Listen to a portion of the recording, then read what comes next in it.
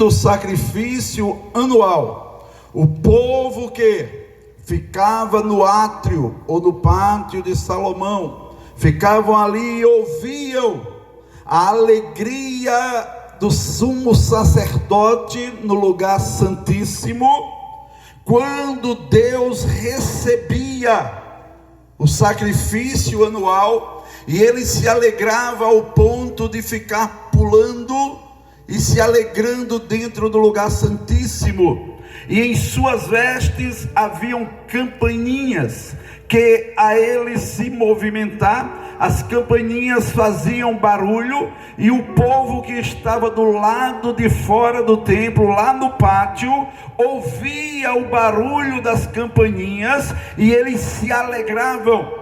Diz os historiadores, enquanto o sacerdote estava no lugar santíssimo, se alegrando na presença de Deus, o povo lá fora se alegrava por tabela, porque ouvia o barulho da campainha e se alegravam lá fora. Enquanto eles se alegravam, Deus fazia algumas coisas. Por exemplo, paralíticos eram curados, coxos se levantavam, cegos via, surdo passava a ouvir e mudos falava. Milagres aconteciam lá fora, no meio do povo. E eles tinham duas convicções ou duas certezas. Primeira, Deus recebeu o nosso sacrifício, estamos perdoados este ano, glórias a Deus. Segundo, teremos um ano de fartura, Deus mandará chuva dos céus e nós vamos plantar e vamos colher, aleluia. O escritor aos Hebreus, pensando nisto, ele nos provoca dizendo para mim e para você: tenhamos ousadia para entrar agora no santuário, não por intermédio do sumo sacerdote Arão, não pelos sumos sacerdotes, mas pelo sumo sacerdote chamado Jesus Cristo, da ordem de Melquisedeque, não com sangue alheio, mas pelo seu próprio sangue, que entrou uma vez por todas no lugar santíssimo, ofereceu sacrifício definitivo, recebemos o perdão dos nossos pecados e desfrutamos das bênçãos que ele tem reservado para cada um daqueles que crê nele, aleluia. Entendendo isto, o escritor aos Hebreus vai dizer assim: pelo novo e vivo caminho. Aí eu preciso conversar com você e pedir que preste muita atenção no que Deus colocou em meu coração para pregar hoje aqui à noite. Aleluia. Se faz necessário a gente fazer uma viagem até o livro do Gênesis e abrir no capítulo de número 3, e saber que no capítulo de número 3 de Gênesis, nós temos uma das páginas mais tristes da história da humanidade. Por que, pregador? Gênesis 3 é uma das páginas mais tristes da história da humanidade, porque foi em Gênesis 3 que o homem caiu. Foi em Gênesis 3 que o homem desobedeceu a Deus. Foi em Gênesis 3 que a mulher tomou do fruto que Deus disse que não comesse, e comendo ela e dando ao seu esposo, ele também comeu. Estou falando de Eva e de Adão, o primeiro casal de seres humanos feitos por Deus, Adão do pó e Eva da costela de Adão. E Deus plantou um jardim na terra do Éden, e ali colocou este casal para tomar conta do jardim, para multiplicar, e fica ordem a eles de proibição, dizendo: de todas as árvores do jardim, o que tem no jardim, podem se alimentar, mas tem uma que vocês não devem se alimentar dela: a árvore do conhecimento do bem e do mal. Por que razão vocês não devem se alimentar dessa árvore? Porque no dia que comerem, vocês vão morrer.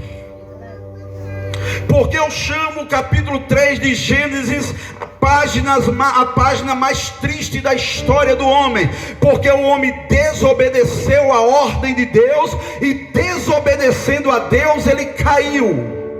No versículo de número 8, Deus vai chegar no jardim, porque a Bíblia vai dizer que a voz de Deus passeava pelo jardim na viração do dia.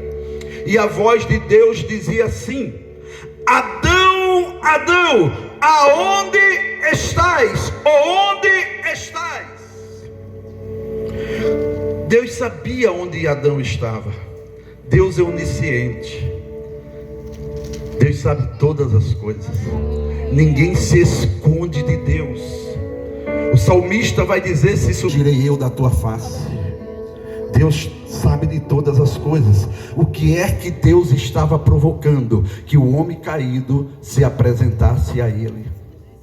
Eu venho a este culto dizer que você tem a oportunidade de se apresentar a Jesus hoje à noite. Você que está ouvindo o Evangelho do Senhor Jesus, Ele te provoca para você vir se apresentar a Ele. Quando Adão se apresenta a Ele, Deus pergunta por que ele lhe desobedeceu. E ele, como qualquer um de nós, iria arrumar uma desculpa. E a desculpa que ele arruma é: a mulher que tu me deste me deu do fruto e eu comi. Presta atenção, por favor, crente. E você que está aqui afastado do Evangelho ou não crente ainda. Adão não foi maduro suficientemente para dizer: eu pequei, eu desobedeci a sua ordem.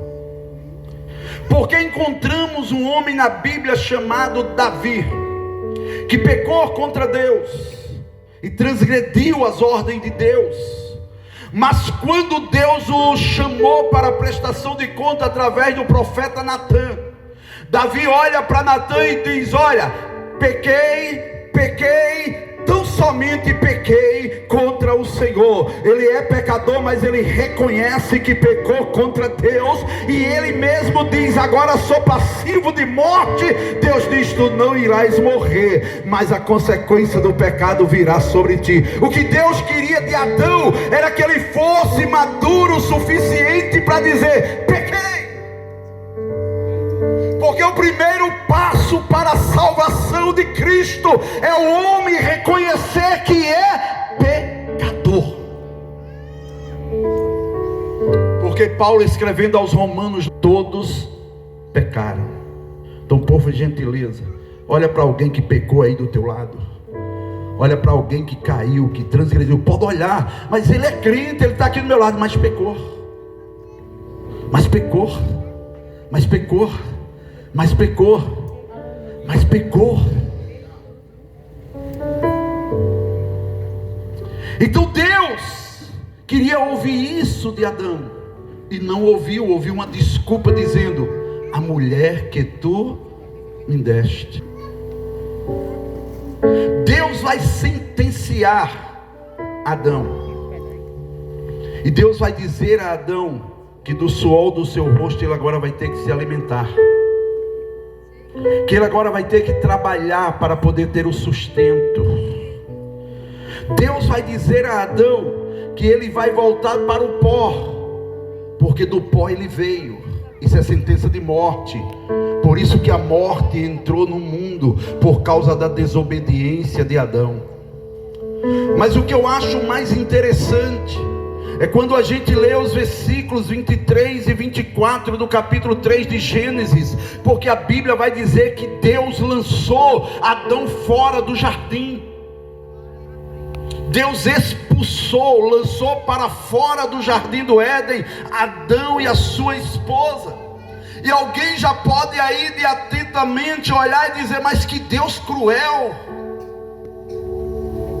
expulsou ele já do jardim. Deixa eu te dizer mais o que Deus fez. Ele chamou um querubim e disse a ele: guarda a entrada do jardim, para que o homem não volte aqui. Deus toma uma espada inflamada e coloca para rodear a terra do Éden, o jardim, para proteger o caminho que dava para a árvore da vida, para que o homem não fosse lá.